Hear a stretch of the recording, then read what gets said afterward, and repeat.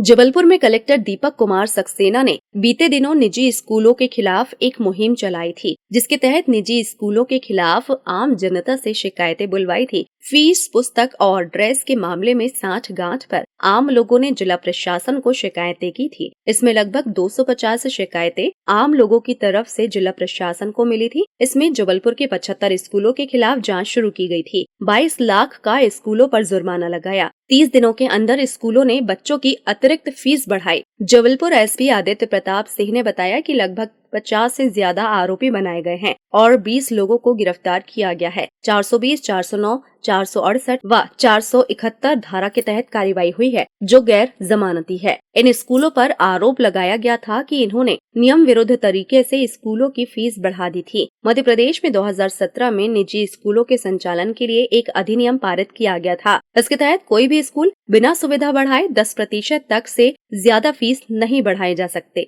वहीं दूसरी तरफ इससे अधिक फीस बढ़ाने पर जिला प्रशासन की अनुमति की जरूरत होती है। इस मामले में जिला प्रशासन ने जांच किया और जबलपुर के इन स्कूलों ने बिना नियम के अपनी फीस में बढ़ोतरी कर दी। जबलपुर जिला प्रशासन ने क्राइम ब्रांच की मदद लेकर जबलपुर के इन स्कूलों के खिलाफ धोखाधड़ी की धारा 420 और ISBN नंबर के कानून का उल्लंघन करने के एवज में धारा 471 के तहत मामला दर्ज किया है। Christ Church Saliwada, Gyan Ganga Orchid School, Stemfield International School, Little World School, Chaitanya School, Saint Aloysius School Saliwada, Saint Aloysius Polipathar, Saint Aloysius Sadar, Christ Church ISC Ghamapur, Chaitanya Techno School, Christ Church Boys School. जिला प्रशासन का कहना है कि जो गैर कानूनी तरीके से फीस बढ़ाई है, वह फीस यदि वापस कर देते हैं तब जांच से बच पाएंगे। इसी तरीके से किताबों की मोनोपोली खत्म करके इसे सरल कर ले तो प्रशासन इन लोगों पर कार्रवाई नहीं करेगा। आपराधिक प्रकरणों में नामजद 80 आरोपी हैं। 80 आरोपी में से 29 रिपीटेड हैं। कुल मिला के 51 आरोपी हैं। 51 लोग हैं, मतलब 80 आरोपी हैं 11 केसेस में, पर वास्तविक तौर से कुछ लोग 2-2 केस में भी इन्वॉल्व हैं। 51 लोग हैं, 80 आरोपी हैं। इसमें विद्यालय प्रबंधन से संबंधित जो आरोपी हैं वो 30 हैं। पुस्तक विक्रेता से संबंधित जो आरोपी हैं वो 5 हैं। प्रकाशक से संबंधित आरोपी हैं वो 16 हैं। पुलिस ने FIR दर्ज करने के तत्काल बाद बहुत प्रॉम्प्टली कार्रवाइयाँ की हैं और कई आरोपियों को गिरफ्तार किया। उसकी जानकारी अभी आपको SP साहब देंगे डिटेल में। जिन स्कूलों के खिलाफ FIR दर्ज हुई है वो 11 स्कूल हैं। Christ Church Saliwada, Little World, Stemfield, Gyan Ganga, Chaitanya Techno, Christ Church, Saint Aloysius Polipathar, Christ Church Diocesan, Saint Aloysius Sadar, Saint Aloysius Rimjha और क्राइस्ट चर्च बॉयज़। ये जो 80 लोगों की सूची है, ये प्रेस कॉन्फ्रेंस खत्म होते साथ ही में 80 लोगों की सूची भी आपको ये जो गिरफ्तार हुए हैं उनकी दे पाएंगे। गिरफ्तार लोगों की जो सूची है वो हम आपको सर्कुलेट कर देंगे। अभी मैं SP साहब से रिक्वेस्ट करूंगा कि FIR के सिलसिले में आगे क्या कार्रवाइयाँ हुई हैं SP साहब बताएंगे। इसके बाद फिर हम आपके क्वेश्चंस लेंगे। करीब 9 पुलिस स्टेशन में 11 FIR अभी तक रजिस्टर हुई है। सभी पुलिस स्टेशन में आज सुबह टीम्स बनाई गई और टीम बनाने के बाद सभी टीम को जो आरोपी पकड़ने हैं वो चिन्हित किए गए। FIR कराने वाली जो टीम है, जिसमें शिक्षा विभाग के अधिकारी और साथ में तहसीलदार SDMs भी हमारी पुलिस स्टेशन पे पहुंचे और उन्होंने FIR कराने में जो है हमें हमारी मदद की। उसके अलावा अभी तक एज ऑफ नाउ करीब 20 लोगों को पुलिस ने गिरफ्तार किया है। इनमें जो 20 व्यक्ति जो अरेस्ट हुए हैं, मैं उनका एक डिटेल आपको पढ़ देता हूँ। अजय उमेश कुमार जेम्स, ये चेयरमैन क्राइस्ट चर्च स्कूल के हैं। निवेश सिंह मैनेजर हैं क्राइस्ट चर्च स्कूल के, और सिरिल जैकब प्रिंसिपल हैं क्राइस्ट चर्च स्कूल सालीवाड़ा के। आलोक इंद्रखिया प्रोपराइटर हैं न्यू राधिका बुक पैलेस के। राम इंद्रखिया ये भी प्रोपराइटर हैं न्यू राधिका बुक पैलेस के। मनमीत कोहली प्राचार्य स्टेमफील्ड। शाजी थॉम्सन प्राचार्य Christ Church for Boys and Girls. Shrimati LM Sathe manager Christ Church for Boys and Girls. Surya Prakash Verma proprietor Children Book House Nodrapul. Shashank Shrivastava संचालक Children Book House Nodrapul. CS Vishwakarma adviser Chaitanya Techno School Dhanvantari Nagar. Soma George principal Saint Aloysius School Palipathar. Bharatesh Bharill सचिव Gyan Ganga Orchid International School. Deepali Tiwari प्राचार्य Gyan Ganga International School. Chitrangi Iyer CEO little world school Jabalpur. Subodh Nema manager little world school Jabalpur. Paridip Bhargav, प्राचार्य little world school Jabalpur, Atul Anupam Ibrahim, Christ church senior secondary school, Ekta Peter, Christ church boys senior secondary school और Lalit Solomon, manager Christ church Jabalpur diocesan school. इसमें criminal angle भी है। केवल देखिए, school का काम जो है बड़े पुण्य का काम है। जब हम स्कूल के मैनेजमेंट के कामों को जब इस नज़रिए से देखते हैं तो बड़ा कष्ट होता है, लेकिन जो दायित्व है उस दायित्व से आप मुक्ति नहीं ले सकते। क्रिमिनल एंगल क्या है कि आप ऑडिट रिपोर्ट पोर्टल पर अपलोड नहीं करते, जानबूझ के नहीं कर रहे। ऑडिट रिपोर्ट की जो प्राप्तियों की जानकारी है उसमें आप हेर फेर कर रहे हो। आपको पता है कि ऑडिट रिपोर्ट के मुताबिक आप फीस की वृद्धि नहीं कर सकते, इसके बावजूद कर रहे हो और ऑडिट रिपोर्ट को छुपा ले रहे हो। फिर आप जो है फीस वृद्धि की सूचना जानबूझ के शिक्षा विभाग को नहीं देते हो, कलेक्टर को नहीं देते हो, क्योंकि आपको पता है कि जैसे ही फीस वृद्धि की सूचना देंगे वो कहेंगे कि आपको बढ़ाने का पावर है कि नहीं। 10% तक की फीस वृद्धि खुद कर ले रहे हो बगैर सम्यक रूप से सूचित किए हुए, जबकि आपको सूचित करना अनिवार्य है। और 10% से ज़्यादा की फीस वृद्धि जो है उसकी तो आपको स्वीकृति लेना है, बगैर स्वीकृति लिए आपने बढ़ा दी। हमारे पॉइंट ऑफ व्यू से हमने जब उस पर काफ़ी विचार किया, पुलिस के साथ हमारा काफ़ी विचार हुआ, जो लीगल समझते हैं उनके साथ विचार विमर्श हुआ। मुझे मेरी बात आप समझो, मुझे बिल्कुल लगता है जो आप कह रहे हैं ना, मुझे बिल्कुल लगता है कि इसमें बहुत सारे लोगों की जवाबदारियां थीं, उन जवाबदारियों को लोगों ने ठीक से नहीं निभाया। सबसे बात तो सुन लो पहले, सबसे इम्पोर्टेंट जो जवाबदारी थी वो स्कूल मैनेजमेंट की ही थी। अब यदि आप ये सोचो 1037 स्कूल, अब 1037 स्कूल में से कौन सा स्कूल ऑडिट रिपोर्ट पब्लिश कर रहा है, कौन सा नहीं कर रहा, कौन सा फीस बढ़ा रहा है, कौन सा नहीं बढ़ा रहा, उसको कैलकुलेट, और अपने को पढ़ाना भी है। हमारा जो स्कूल का जो एडमिनिस्ट्रेशन, उनको अपने खुद के सैकड़ों स्कूल हैं उनको भी उनको देखना है। और अब जो 4-5 सालों में जो इस तरह की शिकायतें आने लग गई और हम जांच कर रहे हैं, वो जांच भी इनसे ही कराना है। कोई भी जांच कार्रवाई करने के पहले मैं केवल एक बात आपको कहना चाहता हूँ कि आपको ये देखना चाहिए कि जिस व्यक्ति के ऊपर आप आरोप लगा रहे हो उस व्यक्ति का इंटेंशन क्या है। ये जो 11 स्कूल है ना, इन 11 स्कूलों में हमारे शिक्षा विभाग के अधिकारी घुस नहीं पाते थे। ये फैक्ट है। इनकी जो स्थिति थी ना, इनका जो स्टेटस था, इनके पास इतना पैसा था, इतना पावर था कि इन्होंने इनका स्टेटस इतना नीचे कर दिया था कि ये उसमें घुस ही नहीं पाते थे जांच के लिए। तो जाहिर है, मतलब इसलिए मैं कह रहा हूँ कि उसका इंटेंशन देखना चाहिए। इनका इंटेंशन ऐसा नहीं था कि इन स्कूलों में गड़बड़ चल रही है उसमें से कुछ पैसे वैसे ले लें और इन स्कूलों को बचा के ले जाएं। इनको शक्ति ही नहीं मिल रही थी।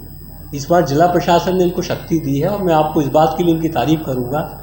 महिला प्रिंसिपल हैं, महिला शिक्षक हैं, इन्होंने इन स्कूलों में अकेले 1-2 के ग्रुप में जाके पूरी दमदारी के साथ जाँच की। ये जबलपुर के यदि निजी विद्यालयों की यदि आप बात करें तो 3 बोर्ड हैं यहाँ पर, एक CBSE का है, ICSE का और MP बोर्ड है। तीनों बोर्ड के कुल मिलाकर 1037 स्कूल हैं और 2,52,000 बच्चे इनमें पढ़ते हैं जो प्राइवेट स्कूलों में है। प्राइवेट स्कूलों का जो रेगुलेशन है उसके लिए एक अधिनियम है 2017 का, और उस अधिनियम के आधार पर 2020 में जो नियम बने हैं वो हैं। इसके माध्यम से प्राइवेट स्कूल रेगुलेट होते हैं। नेक्स्ट आप जो मोटे तौर पे शिकायतें आई हैं, आपने भी देखा है, आप लोगों के माध्यम से शिकायतें आई हैं। 2 तरह की शिकायतें हमारे पास आई हैं, सबसे ज़्यादा, छोटी मोटी दूसरी हैं। एक शिकायत तो ये कि फ़ीस की बड़ी अनुचित वृद्धि की जाती है और मनमानी फ़ीस वसूल की जाती है। दूसरी शिकायत ये आती है कि पुस्तकों के मामले में, स्टेशनरी के मामले में, यूनिफॉर्म के मामले में मनमाने दामों पर खरीदने के लिए दबाव बनाया जाता है और कुछ खास लोगों से लेने के लिए ही दबाव बनाया जाता है। मोटे तौर पर पिछले, आपको याद होगा, लगभग 50-55 दिन हो गए हैं जिनके बीच से हम जांच कर रहे हैं। तो मोटे तौर पे इन 2 बिंदुओं के बीच में हमारी जांच पूरी रही है। आगे बढ़िए, थोड़ा सा मैं आपको इसकी जानकारी दे देता हूँ कि फ़ीस वृद्धि के लिए विहित प्रक्रिया क्या है। फ़ीस वृद्धि के लिए 2 चीज़ें बड़ी इंपॉर्टेंट हैं और ये चीज़ें जो हैं ये आप सबको भी जानना ज़रूरी है, पेरेंट्स को भी जानना ज़रूरी है, बच्चों को भी जानना ज़रूरी है। नंबर 1 तो ये है कि जो ऑडिट रिपोर्ट है ईयरली, वो ऑडिट रिपोर्ट पोर्टल पर अपलोड होनी चाहिए। ऑडिट रिपोर्ट का फ़ायदा क्या है? ऑडिट रिपोर्ट से हम ये देखते हैं कि आपको कितना पैसा मिला है और कितना पैसा आपका खर्च हुआ है। ये जो धारा 5(2) है, नंबर 2 पे जो लिखी है प्रेजेंटेशन में, ये धारा 5(2) बड़ी इंपॉर्टेंट है। उस 11 स्कूलों की जांच का जो एवरेज आया है, उसको यदि आप 60% पे कैलकुलेशन करते हैं तो ये 240 करोड़ के आसपास का आंकड़ा है। नहीं, ये 2018 से लेके अभी तक का जो पूरा चला 24 तक। अभी इसके अलावा अन्य स्कूलों की भी जांच बाकी है। मैं ईमानदारी से आपको कहता हूँ, मैंने इसीलिए आपके माध्यम से 2 अनुरोध किए हैं स्कूलों से। मैं किसी स्कूल की जांच नहीं करना चाहता। स्कूल अपने 11 के अलावा आपकी पूरी स्कूलों की जांच होती तो और स्कूलों के खिलाफ भी कार्रवाई भी बाकी है कि आप इनफ नहीं है? देखिए, इनफ कुछ भी नहीं है। मैं आपको फिर कह रहा हूँ, मैं रिक्वेस्ट कर रहा हूँ स्कूल के मैनेजमेंट से कि आप खुद जांच करिए, जो गलतियाँ हो गई उन गलतियों को सुधारिए, प्रशासन को मौका मत दीजिए जांच करने का। हमको जांच करके कोई बहुत खुशी नहीं मिल रही है, क्योंकि हम जानते हैं कि इस जांच कार्रवाई से स्कूलों में बड़ा पैनिक क्रिएट होगा, बच्चों के मन में काफ़ी सारी शंकाएं आएंगी, पेरेंट्स के मन में काफ़ी सारी शंकाएं आएंगी कि जिन बच्चों को हम जिन स्कूलों में पढ़ा रहे हैं उनके कारनामे इस तरीके हैं। इस तरह का क्या रोल है ये समझ नहीं आ रहा। प्रिंसिपल का गुरु माना जाता है प्रिंसिपल, उनका क्या रोल है? मैनेजमेंट गलत है, सही है, प्रिंसिपल का क्या रोल है? देखिए, मैं एक चीज़ आपको बता दूं, हमने इस बारे में काफ़ी विचार किया कि किन लोगों को आरोपी बनाया जाना चाहिए और किन लोगों का पूरे के पूरे इस प्रोसेस में निर्णय में सहभागिता रही है उनकी। प्राचार्य पूरा स्कूल उसके आसपास घूमता है, ख़ास तौर से पाठ्यक्रम क्या रहेगा, किताबें कौन सी सिलेक्ट की जाएंगी, फ़ीस यदि आएगी तो फ़ीस का उपयोग क्या रहेगा, क्या खर्चे रहेंगे, ऑडिट रिपोर्ट कैसे तैयार होगी, इन सारी चीज़ों में प्राचार्य का बहुत बड़ा रोल है। हमने एक बात और मैं आपको बता दूं कि जब हमने इनको कारण बताओ सूचना पत्र जारी किए थे, उस कारण बताओ सूचना पत्र में हमने मैनेजमेंट को, प्रिंसिपल दोनों को कहा। तो जिसने जिम्मेदारी के साथ जवाब दिया और जिसने कहा कि हमने परीक्षण कर लिया है और ये देखा और वो देखा है, खुली सुनवाई में भी जिन लोगों ने आके वो करा, उन लोगों को फिर हमने माना है कि वो जिम्मेदार है। जो बाकी आरोपी बचे जिनकी गिरफ्तारी नहीं का है, दूसरे लोगों को अनुचित रूप से क्षति कारित करने का है, ये क्रिमिनल इंटेंशन के साथ है। फिर पाठ्य पुस्तक और स्टेशनरी में भी इसी टाइप का है। आप ज़रूरत से ज़्यादा किताबों को शामिल करते हो, बिना किसी वजह के शामिल करते हो, मनमाने तरीके से नई किताबों को शामिल करते हो, कोई एक्सपर्ट की राय नहीं लेते, कोई टीचर की राय नहीं लेते, फर्जी ISBN वाली किताबों को आप शामिल करते हो, जिन किताबों को आप शामिल करते हो उनकी जानकारी सार्वजनिक नहीं करते, केवल कुछ खास लोगों के साथ ही आप साझा करते हो, और इस प्रकार आप पूरी एक क्रिमिनल कॉन्स्पिरेसी करके कमीशन खोरी करते हो। तो हमने पाया कि स्कूल मैनेजमेंट का जो पूरा कृत्य है, चाहे फीस के मामले में हो, चाहे किताबों के सिलेक्शन के मामले में हो, इन दोनों ही मामलों में बहुत डार्क शेड है और इसमें आपराधिक कृत्य की पूरी संभावना है। देखिए, जैसे ली है वैसे वापस होगी। 30 दिन के अंदर की समय सीमा है, 30 दिन में आप अपील कर सकते हो।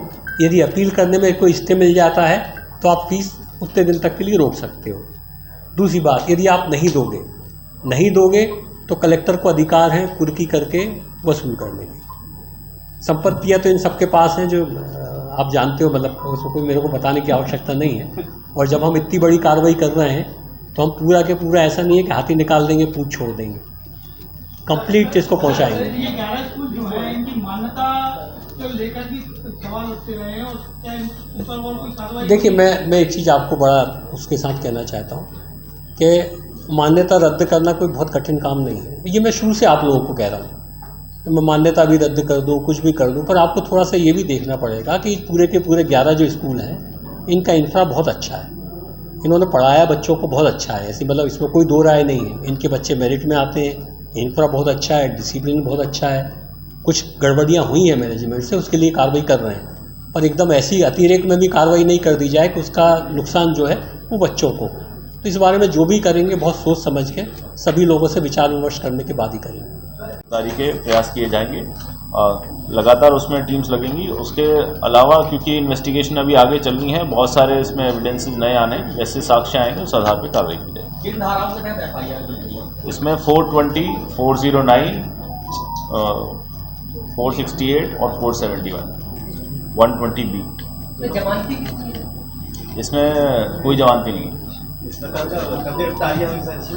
तभी तो गिरफ्तार कर रहे हैं, नहीं तो नोटिस नहीं देते। अभी 20 लोग हैं, नाम पड़े ना भाई, नाम पड़े यार। है 37 निजी स्कूल है।